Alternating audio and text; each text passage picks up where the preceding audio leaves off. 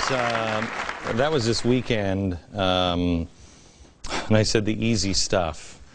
The easy stuff is sometimes the hardest.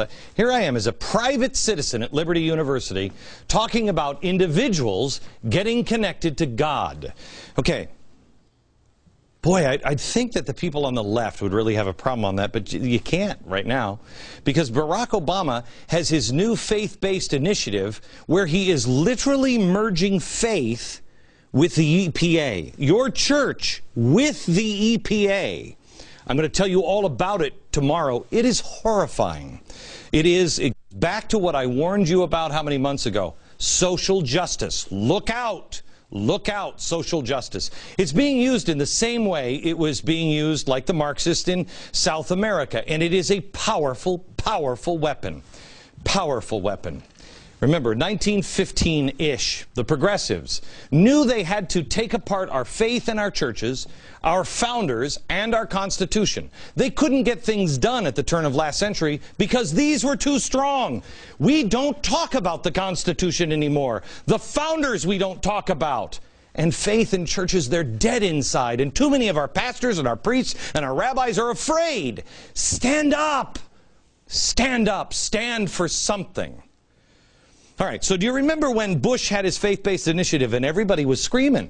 Everybody on the left screaming about that. Separation of church and state. Let me show you something.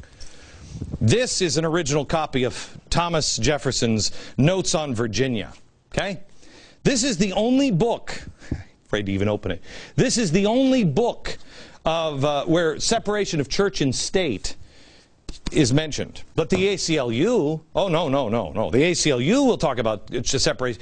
Every single one of these people that are right now running this country are the ones that are always trying to take "In God We Trust" off.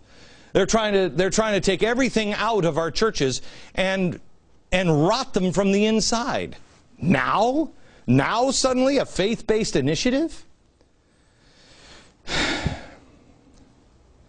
You got to be very careful, because there are wolves in sheep's clothing.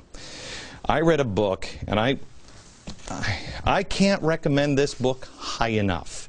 This book every single American should have. George Washington's Sacred Fire. I don't even know how many years this has been out. I think it came out in 2006. Somebody just sent it to me, and I started reading it, and this is incredible. This sets the record straight. Let me show you this. This much of the book, right here, this is all footnote.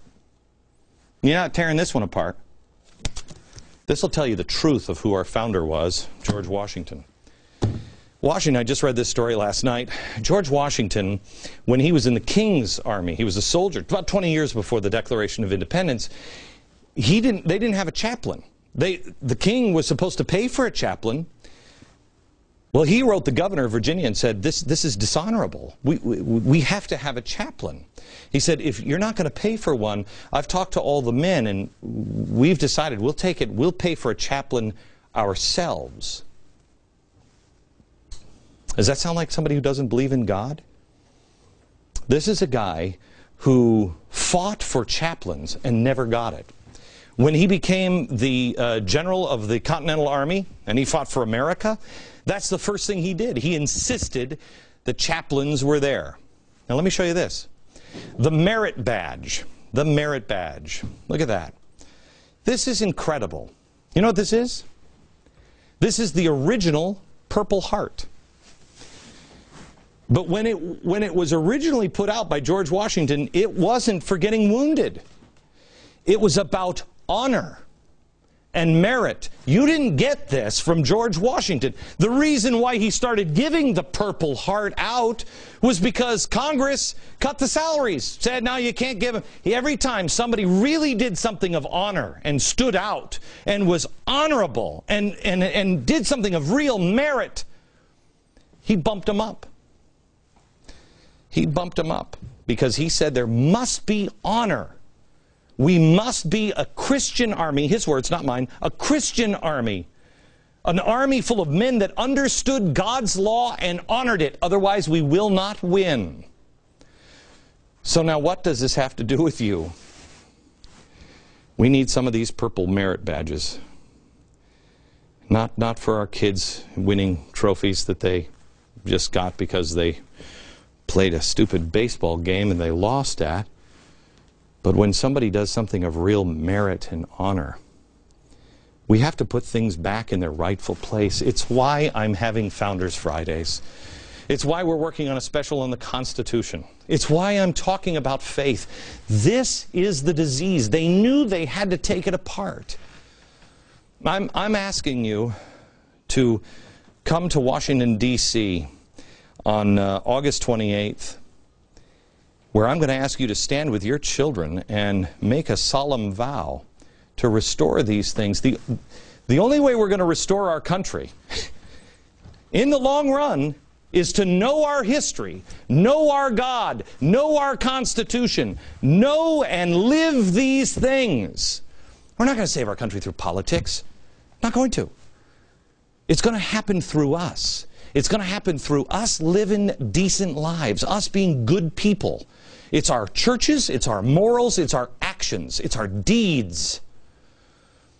This is how I left off the keynote speech Saturday at the NRA. It's something I'm going to ask you to do.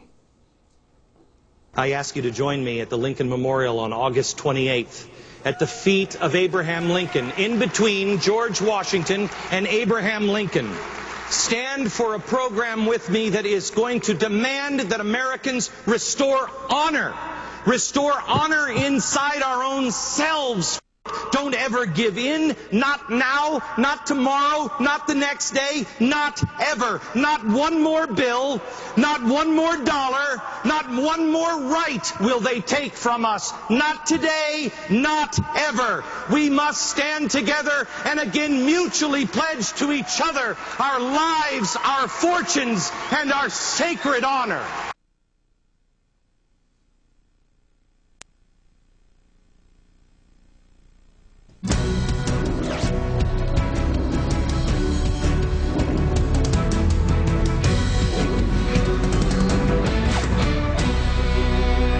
It's coming to a place now here in America where you can't believe your eyes or your ears. Nothing is as it seems, and that includes the controversy over Miranda rights.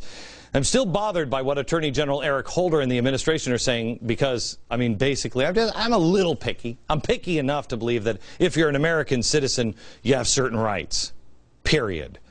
Bill O'Reilly, who I love, we got into a heated discussion over this on Friday night. Here's what happened. Let's pass a law that says if the authorities feel there's a terror act underway, the Miranda rights can be suspended. No more power. Oh, I'm sorry. I disagree with you 1,000% on that. You got to deal with reality. You got to deal with reality. You've got a government right now. Oh, stop. This is You've theory. got a government right now who is saying that the Tea Party goers are terrorists and everybody else. You've already had a report on that. Okay. Here's the deal. Bill just doesn't see any potential for abuse. I'm just not willing to give him any more power. It's our lives, our fortunes, and our sacred honor. It's our country at stake. No more power. No more. It's all about Obama cracking down on Islamic radicals. Really? Now let's just play this out in your head. When confronted with one of the worst acts of terror on our soil since 9/11, 13 dead, 31 soldiers wounded, Fort Hood, Barack Obama spent the first 2 minutes in his press conference talking about Native American conferences and sending shout-outs to people. He continually used the word shooter or gunman rather than terrorist, and in his address at the memorial service, the president didn't use the word Muslim or Islam once. It should be radicalized Islam or radical Muslim because of the mountain of evidence from the terrorist himself. Hassan called himself a soldier of Allah. What do you think? He told colleagues that non-Muslims should be beheaded and have boiling oil poured down their throats. What do you think? Radical? Islamicist? What do you think? He also shouted Allah Akbar while killing the infidels. So why the reluctance? They have bent over backwards to say that we're not involved in a war in terror. No. It's an overseas contingency operation. The administration has vowed to close down Gitmo because of the abuse of these poor souls. Last week, Attorney General Eric Holder couldn't even bring himself to admit that there may be something called radical Islam, let alone any sort of crackdown on it. Watch this.